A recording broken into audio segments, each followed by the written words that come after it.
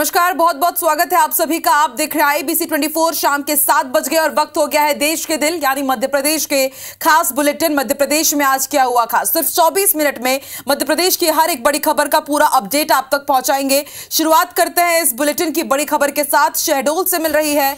हाथी के कुचलने से एक युवक की मौत हो गई। इलाके में 2 हाथियों का दल घूम रहा था। केशवाही रेंज के बरगवा में हाथियों का दल घूम रहा था और खेत जा रहे युवक पर हाथी के इस दल ने हमला कर दिया। वन विभाग की टीम मौके पर मौजूद है।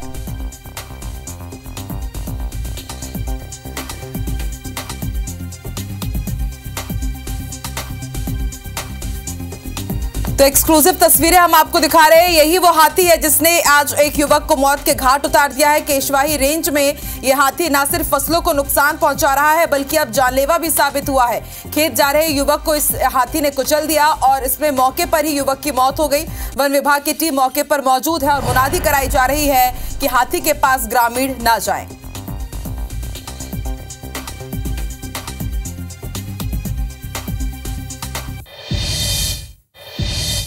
हरदा में हुए हादसे का विधानसभा में अनोखा विरोध देखा गया। हरदा विधायक रामकिशोर दोगने ने विरोध किया और इससे जुड़ी हुई कुछ 5 तस्वीरें हम आपको दिखा रहे हैं। आप देखिए, रामकिशोर इस तरह से यहां पर सुतली बम की माला पहन करके पहुंचे। एमएलए दोगने ने सरकार की कार्रवाई से असंतुष्टि जताई है और सरकार को कटघरे में खड़ा किया। वहीं हरदा में फैक्ट्री ब्लास्ट में मृतकों का आंकड़ा बढ़ रहा है। आज सुबह मलबे से एक शव बरामद किया गया। हादसे में अब मृतकों की संख्या बढ़कर 13 हो गई है। 200 से ज्यादा घायल हुए हैं, का इलाज जारी है। वहीं हरदा, भोपाल और इंदौर में इलाज चल रहा है। आज भी मलबा हटाने का काम जारी है। और तीसरी तस्वीर आप देख रहे हैं। हरदा ब्लास्ट के 3 आरोपियों की आज कोर्ट में पेशी हुई है। राजेश अग्रवाल, सोमेश अग्रवाल और रफीक खान की पेशी हुई है। पेशी के बाद राजेश अग्रवाल और रफीक खान को जेल भेजा गया है, लेकिन सोमेश अग्रवाल को पुलिस रिमांड पर भेज दिया गया है। और चौथी तस्वीर जो आप देख रहे हैं, हरदा में प्रशासन ने पटाखा फैक्ट्री के पास अब सर्चिंग शुरू कर दी है। आसपास के घरों में तलाशी ली और एक घर में 5 बोरी बम जब्त किए गए हैं। मौके पर फायर ब्रिगेड की टीम भी मौजूद रही। और आखिरी तस्वीर आप देख रहे हैं, हरदा की ये तस्वीर है। IBC 24 की खबर का बड़ा असर हुआ है। प्रशासन ने जिले में संचालित 12 पटाखा फैक्ट्री को सील कर दिया है। अनफिट होने की वजह से इन फैक्ट्रीज को सील किया गया है। वहीं ब्लास्ट के आरोपी राजेश अग्रवाल के घर को भी सील कर दिया गया है। पुलिस ने देर रात आरोपी के घर जाकर दस्तावेज खंगाले थे। इस दौरान काम करने वाले मजदूरों का रिकॉर्ड भी चेक किया गया है। फैक्ट्री ब्लास्ट में मृतकों की संख्या बढ़कर 13 हो गई है।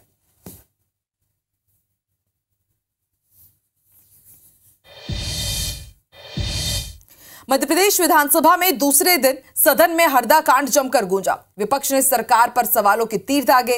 नेता प्रतिपक्ष उमंग सिंघार ने सरकार से हरदा कांड की न्यायिक जांच कराने और हादसे में अपंग हुए घायलों को 1 करोड़ रुपए देने की मांग की है। तो वहीं जवाब देते हुए मुख्यमंत्री डॉक्टर मोहन यादव ने घायलों को वक्त पर पूरा इलाज देने और दोषियों पर कड़ी कार्रवाई करने की बात कही, लेकिन विपक्ष न्यायिक जांच पर अड़ा रहा। खेल मंत्री विश्वास सारंग ने हरदा कांड के आरोपी फैक्ट्री मालिक राजेश और सोमेश अग्रवाल को जी कहकर संबोधित कर दिया, जिसके बाद विपक्ष ने हंगामा किया और सरकार पर आरोपियों को संरक्षण देने का आरोप लगाया।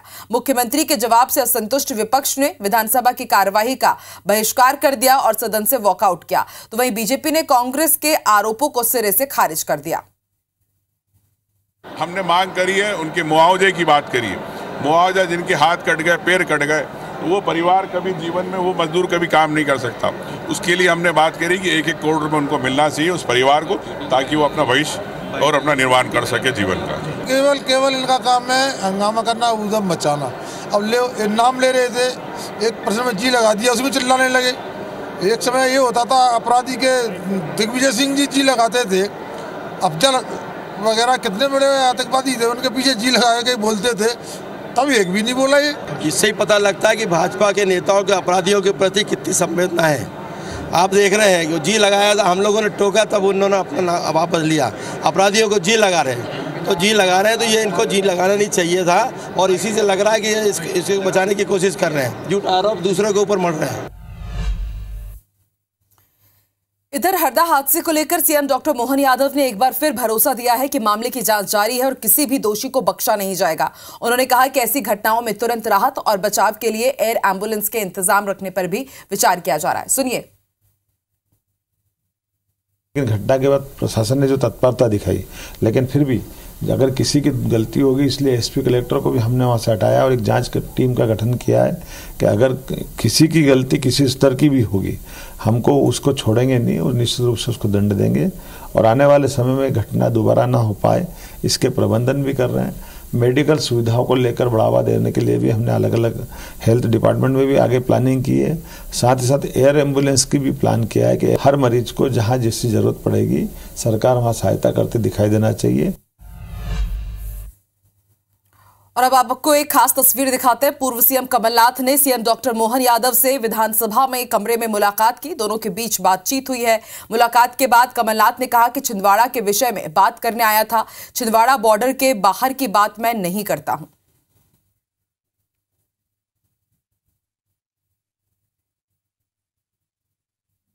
ये बहुत बड़ी दुर्घटना है, लापरवाही भ्रष्टाचार का ये उदाहरण है कि जो बेल पर था वो फैक्ट्री चला रहा है, 3 सालों से ऐसी फैक्ट्री चला रहा है। ये एक उदाहरण है इस सरकार का।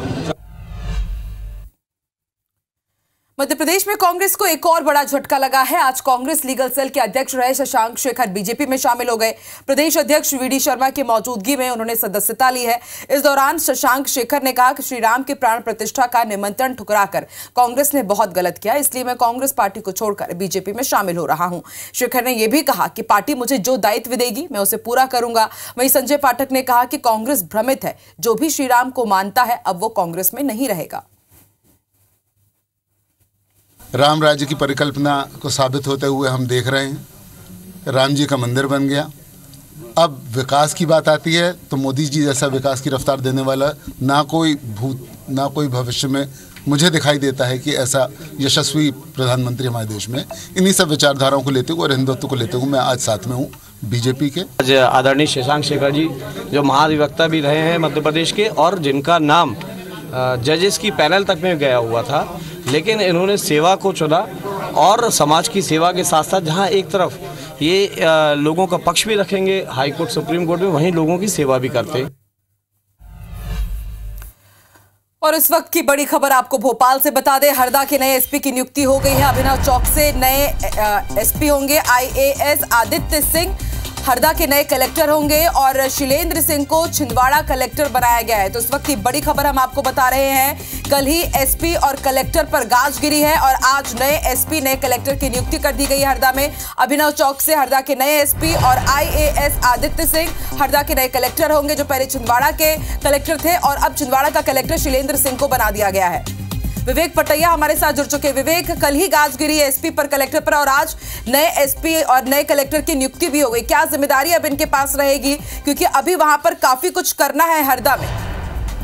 देखिए, आज ही स्थगन प्रस्ताव के जरिए सदन में सरकार ने हरदा मामले में जवाब दिया है और कुछ ही देर पहले जो है नियुक्ति एसपी और कलेक्टर की हो गई, क्योंकि विपक्ष ने सरकार को घेरा था कि कलेक्टर एसपी को हटा देने से जो है सरकार जो इस पूरे मामले में कहीं न कहीं अधिकारियों को बचा रही है और इसलिए अब दोनों ही एसपी और कलेक्टर को जो है फिर से पदस्थापना की गई। इसमें आदित्य सिंह को हरदा का कलेक्टर बनाया गया है और इसके साथ ही जो है अभिनव चौकसे को हरदा का एसपी बनाया गया है। साथ ही एक और बड़ी कार्रवाई हुई है। मनोज पुष्प जो छिंदवाड़ा के कलेक्टर थे उनको भी हटा दिया गया है। उनकी जगह पर शिलेंद्र सिंह को जो है छिंदवाड़ा का कलेक्टर बनाया गया। तो ये बड़ी प्रशासनिक सर्जरी जो जिसका इंतजार था कि हरदा का कलेक्टर एसपी कौन होगा, वो इंतजार खत्म हुआ। तो नए अधिकारी आदित्य सिंह जो 2014 बैच के आईएएस अधिकारी है उनको हरदा कलेक्टर की जिम्मेदारी दी गई। साथ ही अभिनव चौकसे को हरदा का एसपी बनाया गया है। विवेक, आपसे ये समझना चाहेंगे कि हरदा में तो समझ आता है कि नए कलेक्टर और एसपी की नियुक्ति हुई है, लेकिन छिंदवाड़ा के कलेक्टर मनोज पुष्प को क्यों हटा दिया गया? देखिए, मनोज पुष्प को हटाने के पीछे की वजह जो है लोकसभा चुनाव है। लोकसभा चुनाव में छिंदवाड़ा ही एक ऐसी लोकसभा सीट है जो बीजेपी जो है अब अपने कब्जे में करना चाहती, जो फिलहाल कांग्रेस के कब्जे में 28 सीटें बीजेपी के पास और एक सीट जो है वो कांग्रेस के पास है, वो है छिंदवाड़ा। और इसलिए जो है छिंदवाड़ा को काफी गंभीरता से बीजेपी ले रही है। 2 दिन पहले मध्य प्रदेश के नगरीय प्रशासन मंत्री कैलाश विजयवर्गीय और बीजेपी की महामंत्री राज्यसभा सांसद कविता पाटीदार ने छिंदवाड़ा का दौरा किया था, बैठकें की थी। हो सकता है वहां पर जो नेता हैं वहां के, उन्होंने कुछ जानकारी जो है कलेक्टर को लेकर दी होगी और इसीलिए चुनावी जमावट के कारण जो है शैलेंद्र सिंह को अब छिंदवाड़ा का नया कलेक्टर बनाया गया है और मनोज पुष्प को हटाकर मंत्रालय पदस्थ किया गया है। विवेक, क्या इसके बारे में कुछ जानकारी है कि अभिनव चौकसी जिन्हें नई जिम्मेदारी सौंपी गई है, इससे पहले वो वहां पर क्या कार्यरत है और किस चीज में मास्टर रहे हैं? क्योंकि हरदा में अब देखिए काफी जांच करनी होगी, तो कहा जा सकता है कि बहुत जिम्मेदारी पूर्ण उनकी नियुक्ति रहेगी। देखिए, काफी सीनियर अधिकारी है अभिनव चौकसी और उनके बारे में जो है जानकारी है कि वो काफी जो है 2018 बैच के अधिकारी है और काफी जो है उनके जो राज्यपाल के परिचायक के रूप में अभी तक राजभवन में पदस्थ थे और उनको ये पहली जिम्मेदारी जो है एसपी के रूप में हरदा में दी है। नए अधिकारी है, 2018 बैच के हैं, तो ऐसे में एक बड़ी जिम्मेदारी उनको अब हरदा एसपी बनाकर सरकार ने दी है। देखना होगा वो किस तरह हरदा में इस पूरे मामले को हैंडल करते हैं। जी, शुक्रिया पूरी जानकारी के लिए।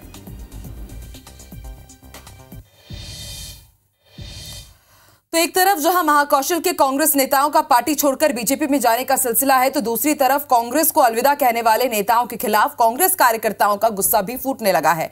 ताजा मामला जबलपुर का है, जहां कांग्रेस के महापौर रहे जगत बहादुर अन्नू के बीजेपी में जाने से नाराज कांग्रेस कार्यकर्ताओं ने नगर निगम में जगत बहादुर सिंह अन्नू के शासकीय आवास पर लगी नेम प्लेट पर कालिक पोत दी और विरोध प्रदर्शन जताया। इसके साथ ही सेवा दल के कार्यकर्ताओं ने नर्मदा के तट गौरी घाट के उमा घाट में जगत बहादुर अन्नू का तर्पण कर अपनी नाराजगी जाहिर की।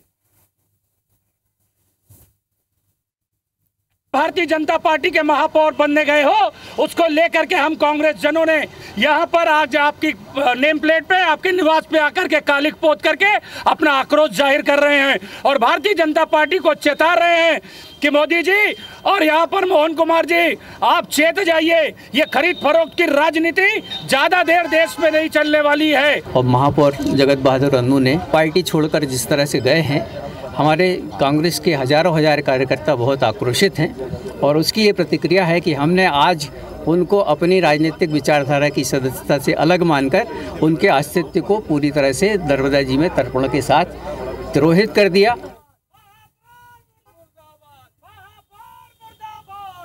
तो तस्वीरें हम आपको दिखा रहे हैं, जबलपुर की तस्वीरें हैं, जहां पर आज महापौर जगत बहादुर अन्नू जो अब बीजेपी में शामिल हो गए हैं, उनकी बीजेपी ज्वाइनिंग का उन्होंने विरोध जताया है।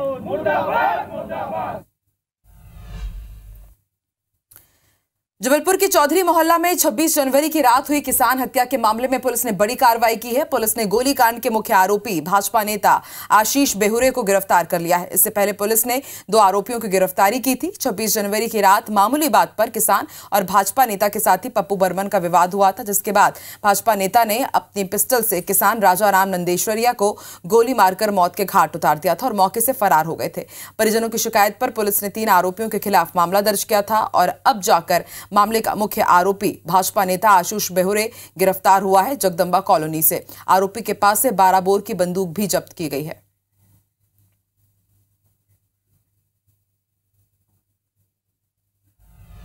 बात करते हैं इंदौर की। इंदौर एयरपोर्ट पर 2 आरोपियों को गिरफ्तार किया गया है। फर्जी नाम से आरोपी मुस्लिम युवकों ने चेन्नई से इंदौर की फ्लाइट की टिकट बुक कराई थी और उस पर यात्रा कर रहे थे।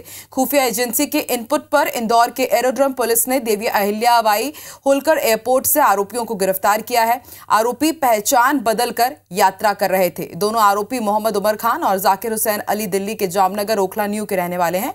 आरोपी मुस्लिम युवकों के पास से कई फर्जी दस्तावेज और हिंदू नाम के पहचान पत्र मिले हैं। मामले की गंभीरता को देखते हुए इंदौर पुलिस के वरिष्ठ अधिकारी भी आरोपियों से पूछताछ कर रहे हैं। इस मामले में एटीएस और आईबी आरोपियों से पूछताछ कर सकती है। प्रारंभिक जांच में पता चला है कि आरोपी तस्कर गैंग से जुड़े हुए हैं। फिलहाल प्रधानमंत्री के दौरे के पहले 2 संदिग्ध मिलने से इंदौर पुलिस अलर्ट मोड पर है। हर एंगल से पूछताछ की जा रही है। गौरतलब है कि 11 फरवरी को जनजातीय कार्यक्रम में शामिल होने के लिए प्रधानमंत्री झाबुआ आने वाले हैं।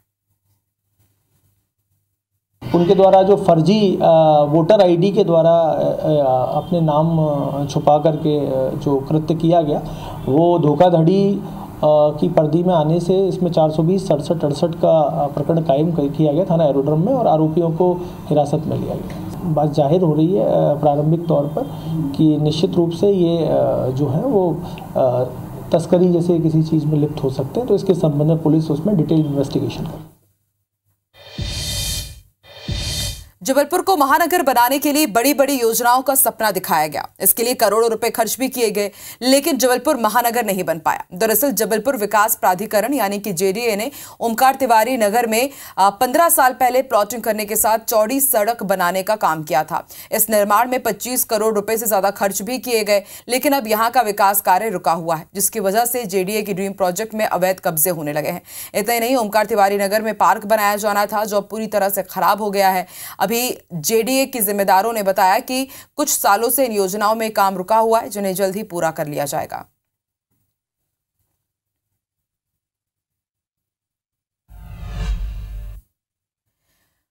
कटनी जिले में सूर्योदय मिनी फाइनेंस बैंक में 17 फर्जी खाते खोलकर करोड़ों रुपए का ऑनलाइन ट्रांजैक्शन मामले में पुलिस ने कई खुलासे किए हैं। पुलिस ने बताया कि अकाउंट में ऑनलाइन गेमिंग के माध्यम से करोड़ों रुपए का ट्रांजैक्शन हुआ है। मामले में 2 आरोपियों के खिलाफ केस दर्ज किया गया है, जिनमें से एक आरोपी को पुलिस ने गिरफ्तार किया है। गिरफ्तार आरोपी ने बताया कि माधवनगर के गैत्रा ग्राम के युवाओं को पैसे देकर खाते खोले गए, जिसका मास्टरमाइंड पन्ना का रहने वाला दुर्गेश यादव है। फिलहाल मुख्य आरोपी फरार है। पुलिस ने भोपाल से अन्य 9 आरोपियों को गिरफ्तार किया, जिनके पास से 3 लैपटॉप और 9 मोबाइल फोन जब्त किए गए हैं।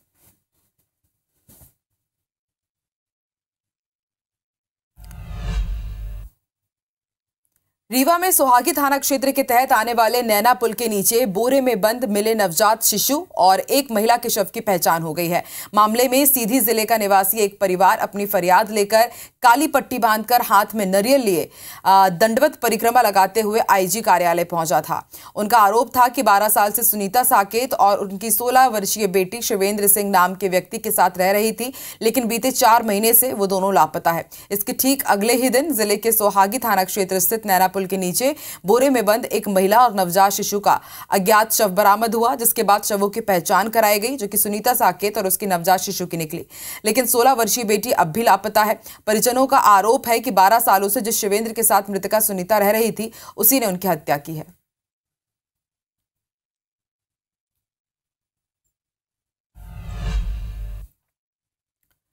नर्मदापुरम के प्रतिभूति कागज कारखाना में एक कर्मचारी की मौत हो गई। कर्मचारी प्रयास गौर PM5 यूनिट में जूनियर टेक्नीशियन के पद पर पदस्थ था, जो मशीन के पास कपलिंग में सफाई के दौरान फंस गए, जहां उनकी मौत हो गई है। प्रयास गौर की मौत की खबर जैसे ही परिजनों को मिली तो साथी कर्मचारी कंपनी के गेट पर एकजुट होकर हंगामा करते नजर आए और सेफ्टी इंचार्ज पर लापरवाही का आरोप लगाया। SPM के जनसंपर्क अधिकारी संजय भावसार ने बताया कि मामले की जांच समिति गठित कर दी गई है और जांच के बाद दोषियों पर कार्रवाई की जाएगी।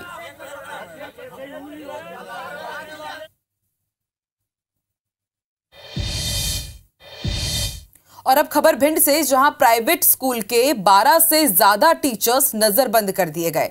जिला प्रशासन ने यह कार्रवाई की। बोर्ड परीक्षा में नकल रोकने के लिए कदम उठाया। वहीं कार्रवाई को लेकर शिक्षकों में नाराजगी है। शिक्षकों ने इस कार्रवाई को अपना अपमान बताया है।